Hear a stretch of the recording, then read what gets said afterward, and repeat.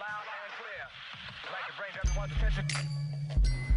You know, I love the story of the prodigal son for this one specific reason. The son does all of this fun stuff.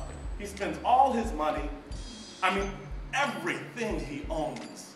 The brother is having a good time, and then finds himself broke, hungry, and eating with the pigs.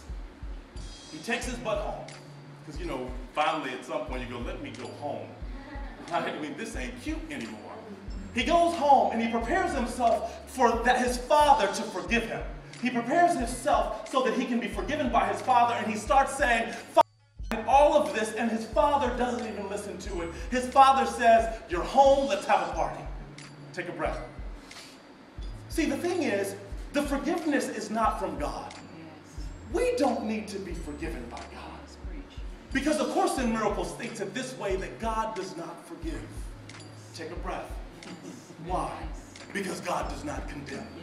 Take a breath. Take that in. God does not forgive you. Why? Because God never has condemned you. Guess who's been the only person that's condemned you? You. Take a breath. I know. The only person that needs to be forgiven, the only person that can forgive you is you, because you are the only one in your life that has the power and has the possibility of condemning yourself. Take a breath. When will you forgive yourself? When will you let yourself go? When will you let go of the judgment, the heat, the shame, the idea that you did something wrong, the idea that this situation proves your unworthiness, the idea that this situation proves how unkind and how unjoyful you are? When will you do what God doesn't need to do because God has never condemned you? Yes. When will you go home and say, all right, I got it. I'm done. I forgive myself. I give myself love. God does not forgive because God has never condemned you. And Paul Ferrini says it this way, you are the judge. You are the prosecutor. And you are the executioner in your life. Yes. The only worst person that has executed you, the only person that has judged you, the only person that has rendered you guilty is guess whom? You. So when will you choose to call yourself innocent? When will you choose to call yourself powerful? When will you choose to call yourself worthy?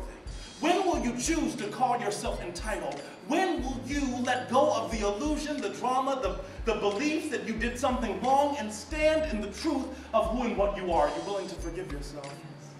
Are you willing to let it go?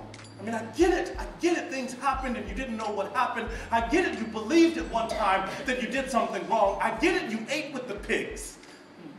I get it, you thought that you were unworthy. I get it, the third divorce was a lot. I get that, I get it. But do you know who